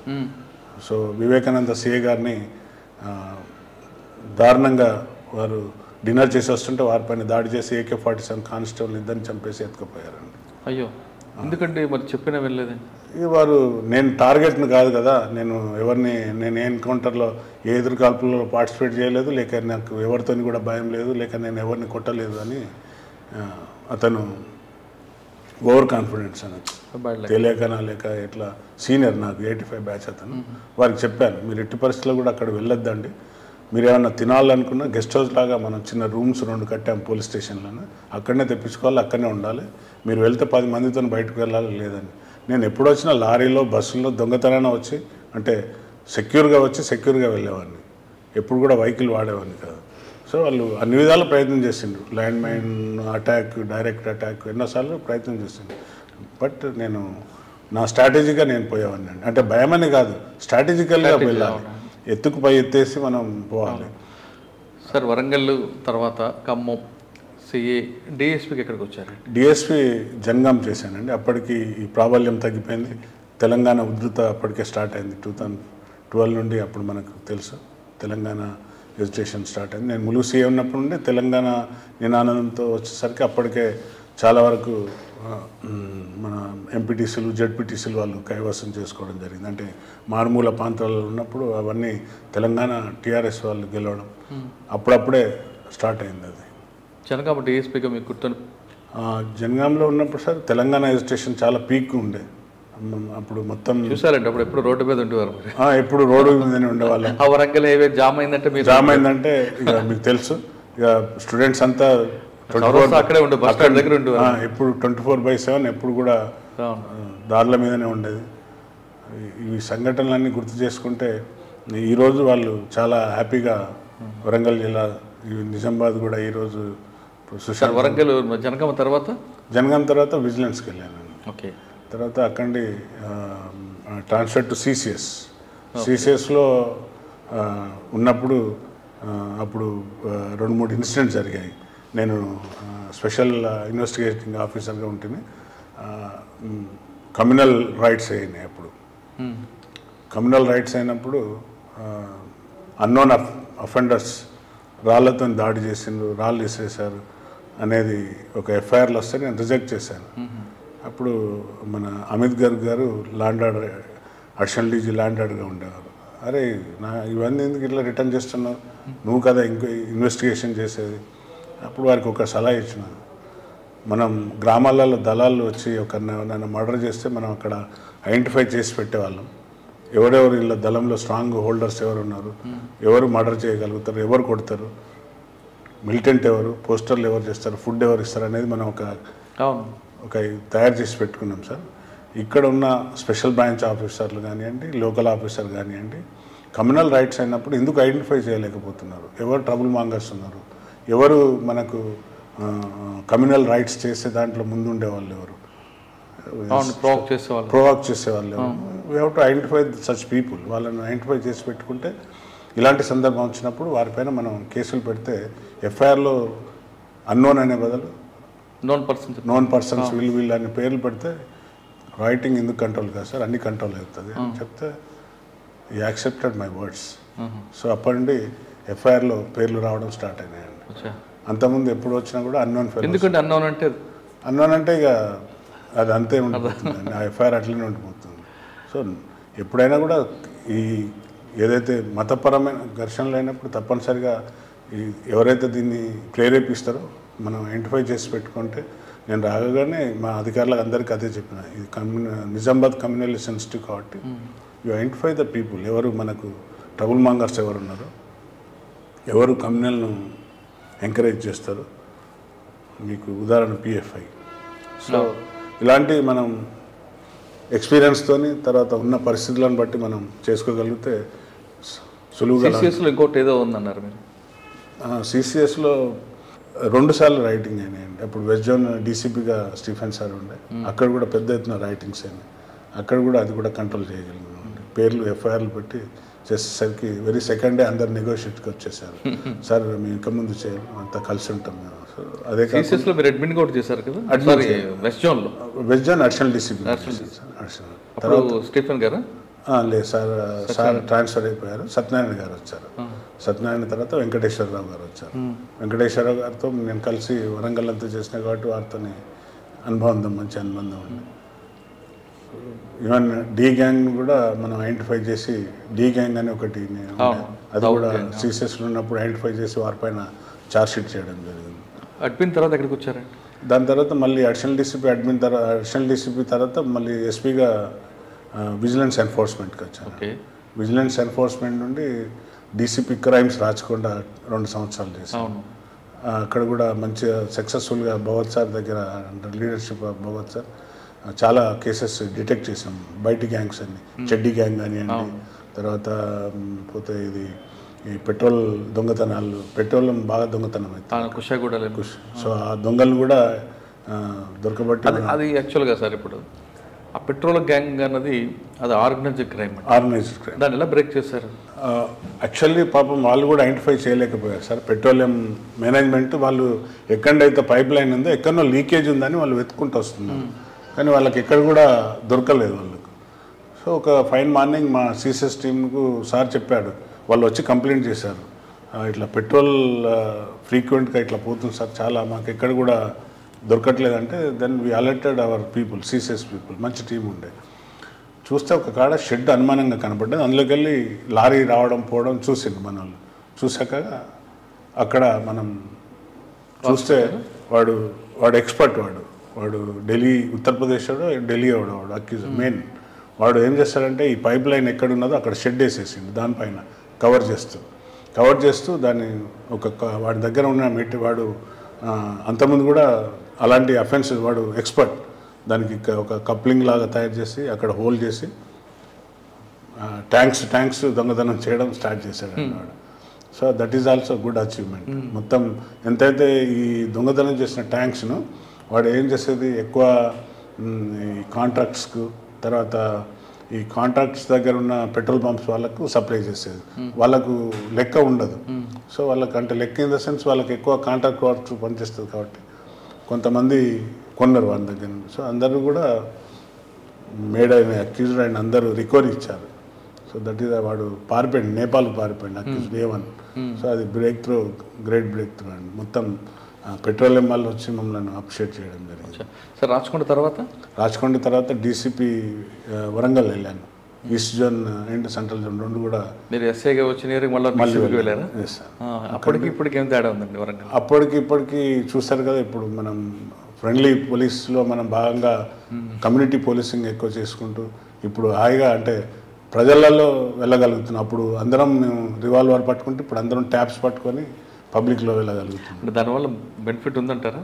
100%. ఈ ఫ్రూట్స్ ఇప్పుడు మనకు రావండి. ఈ ఫ్రూట్స్ ఇంకొక 5-10 years అవుతుంది. అంటే అందరూ చట్టానికి లోబడి పనిచేసి చట్టాన్ని తెలుసుకున్నప్పుడు తప్పనిసరిగా ఈ ఫ్రెండ్లీ పోలీస్ అనేది సక్సెస్ అవుతుంది. కరెక్టే సార్. చట్టం పట్ల గౌరవం ఉన్న వ్యక్తుల పట్ల మనం దురుసుగా ప్రవర్తించడం కరెక్ట్ కాదు. చట్టానికి గౌరవం వ్యక్తుల పట్ల కూడా మీరు ట్యాబ్ పట్టుకెళ్ళి మీరు ఫోటో తీస్తుంటే అఫ్ కోర్స్ మీరు అన్నది కరెక్టే. ట్యాబ్ ఎవరికైతే చట్టం పైన రెస్పెక్ట్ లేదు తప్పనిసరిగా వారిపైన ఆ సంబంధిత సెక్షన్స్ పెట్టడం, వారిని తీసుకొచ్చి కౌన్సిలింగ్ చేయడం, 2 విధాలు ఉంటాయి కౌన్సిలింగ్లో, మీకు తెలిసిందే. ఆ విధంగా కౌన్సిలింగ్ చేసి వాళ్ళని రిమైండ్ చేయడం జరుగుతుంది. కానీ ఆ కల్చర్ అనేది మీరు వేరే కల్చర్, వేరే స్టేట్లో కల్చర్ ఉంటుంది. ఆ కల్చర్లో ఉన్న పబ్లిక్ ఖచ్చితంగా లాకు ఒబే ఉంటారు. మన దగ్గర కల్చర్కి అది ఒబేకి లేదు కాబట్టి మనం ఆ సిస్టమ్ని అడాప్ట్ చేసుకొని ఇక్కడ చేయడం వల్ల మీరు అన్నట్లుగా మంచి ఫ్రూట్స్ వస్తాయంటారా, లేదా ఇంకా టైం తీసుకోవాలంటారా? ఇప్పటికీ మనం చూస్తున్నాం చాలా వరకు. అంటే ఈ ఫ్రెండ్లీ పోలీస్ అనేది ఎట్లుంటుందంటే నా వరకు వస్తే ఒక రకం, నీ వరకు వస్తే ఒక రకం కాదు. ఫ్రెండ్లీ పోలీస్ అనేది సమానంగా ఉన్న రోజు అది ఫ్రూట్స్ తప్పనిసరిగా మనం అది మీరు అలవాటు లేని వ్యక్తికి మీరు సెల్ ఫోన్ ఇస్తే ఎలాగుంటుందో ఇది కూడా అలాగే ఉంటుంది కదా. కరెక్ట్ అండి. అది అందుకే వాళ్ళని ఎడ్యుకేట్ చేయవలసిన బాధ్యత కూడా మా పైన ఉంది. వాళ్ళని ఎడ్యుకేట్ చేస్తున్నాం. బాబు ఇది తప్పు మీరు చేసేది, చట్టానికి మీరు లోబడి ఉండాలి, చట్టం నాగరాజు కాదు చట్టానికి భయపడాలి అనే విధంగా వారిని ఎడ్యుకేట్ చేస్తున్నాం. ఇప్పుడు ఈవెన్ డౌన్ టు ఆఫీసర్ కూడా అదే చెప్తున్నాం. వాళ్ళని ఎడ్యుకేట్ చేయండి, వాళ్ళకి చెప్పండి. కానీ మీరు ఎడ్యుకేట్ చేస్తున్నారు పబ్లిక్కి, కానీ వాళ్ళ మార్పు అనేది కనీసం 1% కూడా లేకపోవడం వల్ల కింద స్థాయి సిబ్బంది ఇబ్బంది పడుతున్నారు కదా. అలా ఏం లేదు సార్. తినగా వేప తీయగా ఉండును అనేది తప్పనిసరిగా ఈ తీపిదనం ఒకరోజు వస్తుంది మనకు. అంటే తీపిదనం పోయే వరకు మనం వెయిట్ చేయాలంటారు. ఈ చేదును అనుభవించవలసిందే సార్. ఇంత కష్టంగా అంటే మెట్లు ఎక్కడం అంత సులువు కాదు కదా సార్. కొంచెం కష్టపడాలి, కష్టపడితేనే మెట్లు ఎక్కగలం. Okay sir. వరంగల్ తర్వాత ఎక్కడికి వచ్చారండి? వరంగల్ తర్వాత సిఐడికి వచ్చానండి. సిఐడిలో ఉన్నప్పుడు ఆల్మోస్ట్ ఆల్ ఇక రిటైర్మెంట్కి ఉన్న సందర్భంలో గౌరవ ముఖ్యమంత్రి గారు 61 years చేయడం, నాకు అందులో 61 years కలిసి రావడం, ఈలోగా చాలా రోజుల నుండి పెండింగ్ ఉండే ఐపీఎస్ది ఏదైతే ఉంటేనో అది స్పీడ్ కావడం, నాకు ఐపీఎస్ రావడం, 2015 yearలో బ్యాచ్లో కూర్చుండబెట్టడం, అక్కడి నుండి ఇక్కడ కమిషనర్గా రావడం. That is my journey. Okay sir. ఎస్ఐగా వచ్చాను, మీకు ఒక ఐపీఎస్ సాధించడం ఆషామాషి వ్యవహారం కదా. అది రాత్రి అనుకున్నాను. కానీ ప్రతి పోలీస్ ఆఫీసర్ కూడా ఐపీఎస్ అవ్వాలని కోరుకుంటారు. ఐపీఎస్ అయిన తర్వాత కొంతమంది డైరెక్ట్ ఐపీఎస్లో డీజీ అవ్వాలని అనుకోవడం సహజం. మీరు ఈ స్టేజ్ నుంచి ఈ స్టేజ్కి వచ్చారు. ఆ రోజు ఆ ఫీలింగ్ ఏమైందంటే అంటే ఇక అది ఆనందాన్ని కేఆర్ నాగరాజ్ ఎస్ఐ దగ్గర నుండి కేఆర్ నాగరాజ్ ఐపీఎస్ ఆనందాన్ని అంటే మాటలలో చెప్పలేనండి. అంత అంటే ఐ నెవర్ ఎక్స్పెక్టెడ్. అంటే మ్యాక్సిమం మనం వస్తే అడిషనల్ ఎస్పీగా రిటైర్ అవుతాం కావచ్చు, ఎస్ఐగా రిక్రూట్ అయిన వాళ్ళు డిఎస్పీ, లేదంటే మోర్ దెన్ అడిషనల్ ఎస్పీ, లేదంటే నాన్ క్యాడర్ ఎస్పీగా. బట్ ఐపీఎస్ రావడం అనేది అంత అందిన ద్రాక్ష కాదండి. చాలా దీని వెనుక ఎన్నో త్యాగాలు, ఎన్నో కష్టాలు, ఎందరియో సపోర్ట్, దాంతో ఈరోజు. ఆ రోజు మీ ఫీలింగ్స్ ఏంటండి? మీది కానీ మేడం కానీ? వాళ్ళంతా ఫ్యామిలీ మెంబర్స్ అంతా దే ఆర్ వెరీ హ్యాపీ. చాలా అంటే ఈ లాస్ట్ జర్నీలో ఎమోషనల్ అంటే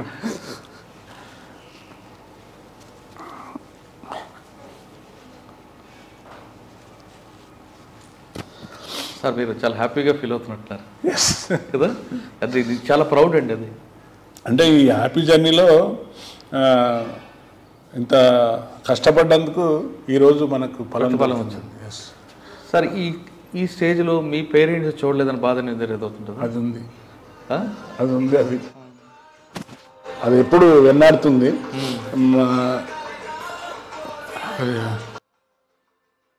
రియల్గా చెప్పాలంటే మా నాన్నగారు వారి ఆదర్శం, మా మదర్ సాక్రిఫైస్ ఎప్పుడు కూడా మనల్ని అంటే నువ్వు ఇది చేయాలి అని ఎప్పుడు కూడా ఇబ్బంది పెట్టకుండా నువ్వు ఏ సెలెక్ట్ చేసుకుంటావు అది లాభం ఉండే విధంగా. అంటే ఒక ప్రజలకు అంటే మా నాన్నగారు కూడా చూశాను బీయింగ్ ఏ పోలీస్ ఆఫీసర్గా ఎప్పుడు కూడా ఈ use to sacrifice his life. ఆయన సెకండ్ వరల్డ్ వార్ కూడా అటెండ్ అయ్యి వచ్చినారు. ఆయన చెప్పేవారు స్టోరీ. సో దట్ ఈస్ ఏమంటాం ఒక ఇన్స్పిరేషన్ అది నాన్నగారిది. సెకండ్ వరల్డ్ వార్ అంటే నేను అప్పుడు అంటే ఇంకా నాన్నగారు చైనా బార్డర్లో ఉన్నప్పుడు 63 నేను ఐ వాజ్ బోర్న్. సో వచ్చినప్పుడు మా మదర్ పెద్ద అయినాక చెప్పేవాళ్ళు ఎట్లెట్లా ఎన్ని బాధలు అనుభవించాం పోలీసులో అనేది. అదొక ఒక స్ట్రాంగ్ ఒక టానిక్ లాగా పనిచేస్తుంది. ఆ రోజు ఐపీఎస్ వచ్చిన రోజు మదర్ కానీ ఫాదర్ కానీ ఉంటే చాలా ఆనందం వేరే విధంగా ఉండేదండి. ఈరోజు ఇంత ఈ స్టేజ్కి వచ్చినంటే మా వైఫ్ కూడా బాగా సాక్రిఫైస్ ఉంది.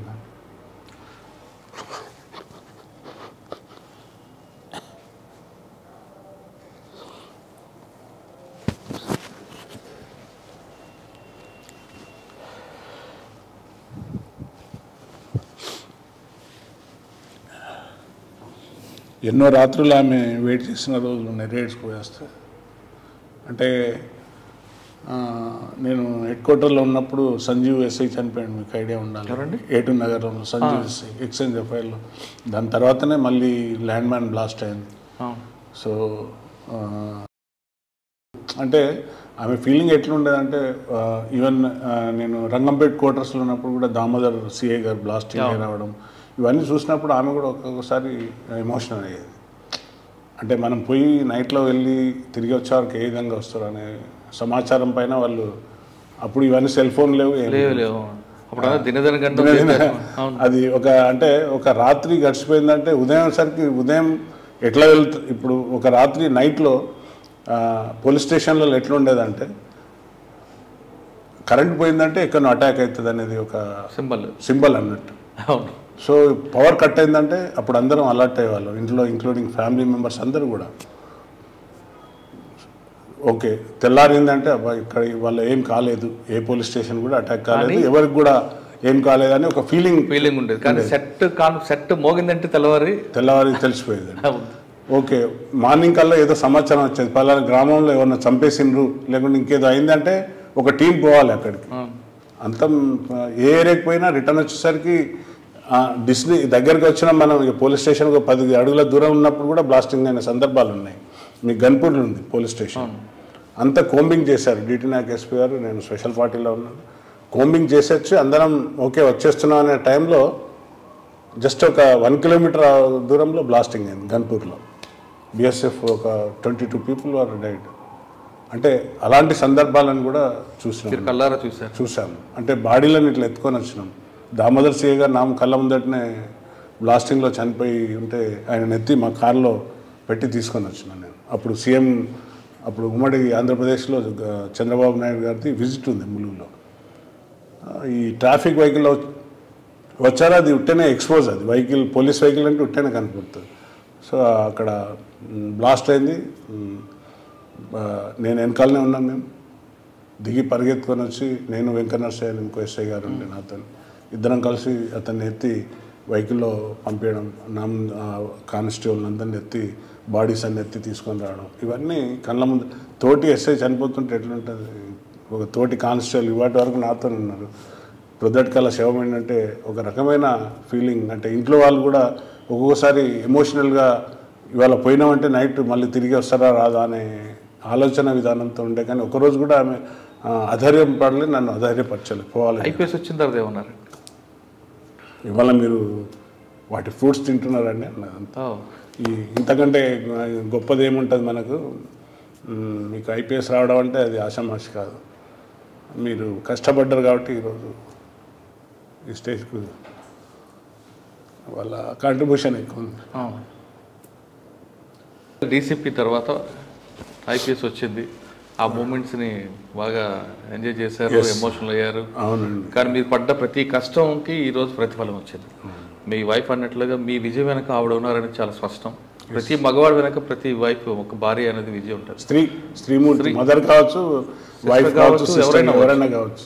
కానీ మీ విషయంలో మాత్రం మేడం అంటే నాకు అర్థమవుతుంది అంటే మీ జర్నీలో ఆవిడ పిల్లల కోసం తన ఇష్టాలని కష్టాలని అన్ని పక్కన పెట్టి పిల్లల కోసం ఎక్కువగా టైం స్పెండ్ చేశారు. ఎప్పుడు 24/7 పిల్లలతో ఉండే. నాకు 3 పిల్లలండి. ఆవిడ ఉన్నారు కాబట్టి మీరు బయట తిరిగారు. ఒక 2 పాపలు, ఒక బాబు. దే ఆర్ వెల్, అంటే మంచిగా చదువుకున్నారు. పెద్ద అమ్మాయి now she is doing her PhD. అబ్బాయి బయట కెనడాలో ఫుడ్ సైన్స్ టెక్నాలజీ చేశారు. They got married both there. ఇద్దరికి కూడా ఇద్దరు పిల్లలు. దెన్ ఇంకో చిన్న పాప మొన్న రీసెంట్లీగా మ్యారేజ్ అయింది, లా గ్రాడ్యుయేట్ ఆమె. ఇంకా కాలేదు, కంప్లీట్ అవుతుంది. అమ్మాయికి కూడా ఒక పాప. So they are settled. కానీ నేను చూసిన ఫ్యామిలీస్లో అండి పోలీస్ ఆఫీసర్ పిల్లలు సక్సెస్ అవుతున్నారంటే వెనక వాళ్ళ వైఫ్. ఎస్, 100%. మీరందరూ రోడ్ల మీద ఉంటారు, అవును, మీ పిల్లల కష్టాలు చూసేది వాళ్ళే. 100% అండి. మనం అగ్రి కావాల్సింది దాంట్లో వేరే అత్యశక్తి ఏం లేదు. So she satisfied our life, entire life. నేనెంతైతే బయట కష్టపడ్డానో అంతకంటే ఎక్కువ. చాలా మంది ఫ్యామిలీ చూశాను సార్. ఎందుకంటే సినిమాలకు వెళ్ళాలనుకుంటారు, పక్క ఇంటి ఫ్యామిలీ ఏమో భర్తతో సినిమాకి వెళ్తుంది, లేదా ఆమె కుటుంబంలో ఆమె చెల్లో అక్క మ్యారేజ్ వెళ్తారు. కానీ ఆవిడ మాత్రం పండగ వచ్చినా ఇంట్లో ఒక్కరే ఉంటారు. అవునండి. మీ పోలీసు కుటుంబాలకు నిజంగా మీకన్నా వాళ్ళకే ఎక్కువగా తల ఉంచాల్సిందండి. మేము అంటే కరీగా ఎప్పుడు కూడా ఇద్దరం కలిసి ఒక మ్యారేజ్కి వెళ్ళిన సందర్భాలు లేవు. అంటే ఎక్కడ వెళ్ళినా కూడా ఏమవుతుందో తెలియదు, ఎక్కడ దాడి జరుగుతుందని. సో మూవీస్ కూడా చూడలేదు. నాకు గుర్తుండే అసలు 1-2 మూవీస్ ఫ్యామిలీతో చూస్తుంటాను. అది కూడా 4 గన్మెన్లు ఉంటే పిక్చర్ వెళ్ళి చూడడం జరిగిందండి. అంతే తప్ప ఎప్పుడు కూడా సినిమా చూడాలి ఫ్యామిలీతో వెళ్ళి పిల్లలతో అనేది కుదరలేదండి. ఎప్పుడు కూడా వారిని ఫస్ట్ ముందుగానే, ఈవెన్ ములుగులో ఉన్నప్పుడు కూడా వారిని ముందుగానే బస్సులోనో లేక వేరే వెహికల్లో, ప్రైవేట్ వెహికల్లో పంపించినాక నేను I use to come by bus or lorry ఏది ఉంటే అది వచ్చి అక్కడ ఉంది. ఎందుకంటే అక్కడ కూడా 2-3 సార్లు ల్యాండ్ మైన్స్ పెట్టారు. అది కూడా లక్కీలీ సర్వే అయినాం మనం. సార్ మీరు నక్కచిత్తల నాగరాజు కానీ లేదా ఫకీరప్ప కానీ ఏవైనా అంటే అప్పట్లో సిచ్యువేషన్ ప్రకారం ఒక ఆఫీసర్ యూనిఫామ్ లేకుండానే రకరకాల మారువేషాలు ఆ రోజులను చూసిన తర్వాత ఇప్పుడు ఆఫీసర్లు అందరూ కూడా హ్యాపీగా యూనిఫామ్ వేసుకొని సినిమాల కోసం ఆఫీసులు చూసినప్పుడు ఏమనిపిస్తుంటుందండి? అంటే ఐ ఫీల్ హ్యాపీ. అరే పర్లేదు, మనం ఫ్యామిలీతో వీళ్ళు రాగలుగుతున్నారంటే ఇవాళ అక్కడున్న సొసైటీలో మనం ఏదో త్యాగం చేసినామనే ఒక గర్వం అనేది ఉంటుందండి. ఎందుకంటే నేను చాలామంది చూశాను వరంగల్లో చాలామంది పిల్లలు పాపం అజ్ఞాతవాసంలోకి వెళ్ళిపోయారు చదువుకునే పిల్లలు. ఈరోజు పిల్లలు చాలామంది స్టేట్స్కి వెళ్తున్నారు. చాలామంది తల్లిదండ్రులు దే ఆర్ హ్యాపీ నౌ. ఎందుకంటే నేను చాలామంది కొంతమంది నా ద్వారా సరెండర్ కూడా అయ్యారు. ఆ సరెండర్ అయిన వాళ్ళు ఇప్పుడు చెప్తుంటారు, సార్ మీరు ఆ రోజు మాకు ఈ ప్రాణభిక్ష పెట్టకుంటే మేము ఎక్కడ ఉంటుంటాం, ఇవాళ హ్యాపీగా ఉన్నాం, మేము ఇక్కడ ఇవాళ ఫ్యామిలీతోని తల్లిదండ్రులతోని ఏదో చేసుకుంటున్నాం, మా పిల్లలు ఇట్లా ఉన్నారు సార్ అని నా దగ్గర తీసుకొచ్చిన సందర్భాలు కూడా ఉన్నాయి. వాళ్ళు ఏమైనా మంచిగా ఫస్ట్ క్లాస్ పాస్ అయినా లేకుంటే ఏమైనా జాబ్ చేసినా వాళ్ళని తీసుకొని వచ్చి సార్ ఇట్లా నాగరాజ్ సార్ అని ఇంట్రడ్యూస్ చేయడం, ఇవి ఒక రకమైన ఆనందాన్ని ఇస్తాయి. నేను చేశాను సమాజానికి ఏదో చేయగలిగిన అనేది. అంటే మీరు అప్పుడులో చేసిన మంచి పనులే ఈరోజు మీ పిల్లల సక్సెస్కి. ఎస్ అండి, బ్లెస్సింగ్స్ ఉన్నాయండి. తప్పనిసరిగా మనం నాకు తెలిసి ఎవరికి హామ్ చేయలేదు. అంటే పర్సనల్గా ఎందుకు చేస్తారండి? వృత్తిపరంగా ఏం జరిగినా కూడా అది మన చేతిలో ఉండదు. బట్ నేను అంటే ఇప్పుడు ఎట్లున్నదంటే నాగరాజ్ దగ్గర పోతే ఏదైనా సమస్య ఉంటే అతను హెల్ప్ చేయగలుగుతాడు అనేది ఒక భావన కలిగింది ఇప్పుడు. సార్ అక్కడ నుండి నిజామాబాద్ వచ్చారు. Yes sir. ఇది ఒకప్పుడు హబ్బు, ఇదంతా పొలిటికల్ సిచ్యువేషన్ ఉంటుంది, రకరకాల ఇష్యూస్ ఉంటాయి. మెయిన్ లీడర్స్ అందరూ ఇక్కడే ఉన్నారు. మీరు వచ్చేసరికి ఛాలెంజెస్ ఏమున్నాయండి ఇక్కడ వచ్చేసరికి ఛాలెంజెస్ నాకు రాగానే ఇక్కడ మీరు అన్నట్టుగా ఇట్ ఈస్ హైదరాబాద్ తర్వాత ఇదే మళ్ళీ సెకండ్గా ఫోకస్ అయ్యే డిస్ట్రిక్ట్ ఇది. నా పైన ఎక్కువ బాధ్యత గుర్తించి నాకు ఈ పోస్ట్ ఇచ్చారు. I feel more responsible. So ఇక్కడ వచ్చినాక ఛాలెంజెస్ చూసేసరికి it is election year now. ఇక్కడ సెన్సిటివ్ ఇష్యూస్ ఉన్నాయి. సేమ్ హైదరాబాద్ లాగానే యాక్సిడెంట్ అయినా లేకుంటే కొంచెం ఒక మతాన్ని వారు ఒక మతం ఏదైనా చేసినా కూడా ఇమీడియట్లీ అది కమ్యూనల్కు దారి తీస్తుంటుంది. లేకుంటే ఒక ఫర్ ఆఫ్ ద మూమెంట్లో అటు 100 మంది ఇటు 100 మంది స్టోన్ పెల్టింగ్ చేసుకోవడమా లేకుంటే గ్యాదర్ కావడం అవుతుంది. సో ఇలాంటి సిచ్యువేషన్లో కూడా మనం ఎప్పుడు కూడా ఎట్లా హౌ టు ట్యాకిల్ అనే సిచ్యువేషన్ చూసుకుంటూ ట్యాకిల్ చేయగలుగుతున్న ఎక్స్పీరియన్స్ ఉన్నది. కాబట్టి సిటీలో చేశాను కాబట్టి ఆ కొంచెం అనుభవం ఉన్నది. మీరు రాగానే నాకు మొదటిగా శివాజీ గొడవ స్టార్ట్ అయిందండి బోధన్లో. That is a small issue, కానీ అది ఫేరప్ అయిపోయి పెద్దగా అయిపోయింది. అది అధికారికంగా పెట్టుంటే బాగుండింది. అది అనధికారికంగా రాత్రి తేవడం, అది పెట్టడం, అది బాధాకరమైన విషయం. అది శివాజీ అంటే అందరు గౌరవిస్తారు. అందరికీ ఈజ్ ఏ లీడర్. ఆయన లైఫ్ పాఠాలు ఉన్నాయి, జీవిత పాఠాంశాలలో చేర్చింది. అలాంటి వ్యక్తిని రాత్రి తెచ్చి రాజకీయం అయిపోయారు. అది ఒక రకమైన అక్కడ సెన్సిటివ్ ఇష్యూ అండ్ సెన్సేషనల్ అయిపోయింది. దాన్ని కంట్రోల్ చేయడానికి తప్పనిసరిగా మన పరిధిలో ఉన్న ఛాలెంజ్గా తీసుకొని అది కంట్రోల్ చేయడం జరిగింది. కానీ ఆ కేసులో మీరు అధికార పార్టీకి సపోర్ట్ చేశారని, ఒక ఎంపీ పట్ల దురుసుగా ప్రవర్తించారని మీ మీద ప్రివిలేషన్ కమిటీకి ఇవ్వడం, ఈ జర్నీలో అటువంటి ఇష్యూస్ వచ్చినప్పుడు ఏమనిపిస్తుంటాయి? న్యాచురల్గా వస్తాయండి. ఇప్పుడు రేపు వాళ్ళ ప్రభుత్వం వచ్చినా కూడా రేపు ఎదుటి పార్టీ వాళ్ళు నిందలు వేస్తారు. అట్లా ఏం లేదండి. లీగల్గా ఎంత మనం చేయగలుగుతాం అట్లనే చేయగలుగుతాం తప్ప ఒకరిని ఎంతవరకు మనం లీగల్గా ఫేస్ చేయగలుగుతామో అంతే లీగల్గా ఫేస్ చేసాం తప్ప వారిని ఏనాడు కూడా is a member of parliament, ఆయనకుండే రెస్పెక్ట్ ఆయనకు ఉంటుంది. అట్లా ఏం లేదండి. కానీ కమిటీలో మీరు వెళ్ళారు కదా? నేను వెళ్ళలేదండి, వేశారు కానీ దే ఆర్ నాట్ టేకెన్. ఎందుకంటే నేను వారికి ఎక్కడ కూడా అడ్డు రాలేదు, వారిని ఎక్కడ కూడా మనం కించపరిచినట్టు బిహేవ్ చేయలేదు. ఏదైతే జరిగిందో లా పరంగానే అయింది. లా పరంగా మనం కేసులు కట్టాం. మర్డర్ కేసు అటెంప్ట్ మర్డర్ కట్టలేదని అది నా మీద అభియోగాలు చేశారు. కానీ ఏది చేసినా కూడా మనం చట్టపరంగా ఇమ్మీడియట్లీ వారు కంప్లైంట్ ఇవ్వకుండా కూడా మనమే సుమోటోగా తీసుకొని కేసు రిజిస్టర్ చేసి కోర్టుకు సమర్పిస్తే వారు కూడా సమర్థించింది. ఆయన కంప్లైంట్ ఇవ్వకుంటే మీరు సుమోటోకి తీసుకోవడం, వాళ్ళు కంప్లైంట్ ఇస్తుంటే బాగుంటుంది కదా? వారు ఇచ్చేసరికి ఆలస్యం అయిపోతుంది. అక్కడ జరిగిన సంఘటనను ఇమ్మీడియట్గా మనం ఎఫ్ఐఆర్ చేయించినాం. మన పోలీస్ ఫోర్స్ లేకుంటే రెస్క్యూ చేయకుంటే ఇంకా ఇబ్బంది అవుతుంది. ఇమ్మీడియట్లీ మన అధికారులు అక్కడ ఉన్నారు, చెప్తూ ఉన్నారు, సార్ గొడవ అయ్యే పరిస్థితులు ఉన్నాయి, మీరు జాగ్రత్త అని చెప్పినా కూడా వారు వినకుండా దురుసుగా వారే ప్రవర్తించింది. అక్కడ ఉన్న విజువల్స్ని చూసినాక కోర్టు వారిది కూడా మేము కన్సిడర్ చేసామండి. వారు ఇచ్చిన దరఖాస్తును కూడా మేము కోర్టుకు సమర్పించి ఆ సేమ్ కేసులో టైప్ చేసి పెట్టాము. అక్కడ ఎక్కడ కూడా లాపరంగా మనం ఎలాంటి పొరపాటు చేయలేదండి. సార్, ఇప్పుడు నిజామాబాద్ లాంటి సెన్సిటివ్ ఏరియాలో పొలిటికల్ మోటివేటివ్, పొలిటికల్ పెయింట్ ఉన్న ఇటువంటి సిచ్యువేషన్లో ఏ పోలీస్ ఆఫీసర్ అయినా సరే పబ్లిక్ వైపే ఉంటారు. పొలిటికల్ వైపు ఉండడానికి చాలా తక్కువ మంది ఉంటారు అనుకోండి. పబ్లిక్ వైపు ఉన్నప్పుడు రూల్ ఆఫ్ లా కరెక్ట్గా ఇంప్లిమెంట్ చేస్తున్నప్పుడు పొలిటీషియన్స్ ఈ విధంగా అబాండాలు వేసినప్పుడు డిమోరల్ అవుతుంటారా? డిమోరల్ అనేది దెర్ ఈజ్ నో స్కోప్ అండి. డిమోరలైజేషన్ ఇంకా మనం మొరల్గా ఇంకా బాల్ ఎలా కింద పడుతుందో ఇంకా అంత పైకి ఎత్తి పని చేయాలి తప్ప వారు నా పైన నిందేసిందని డిమోరలైజ్ అయితే is not a police officer.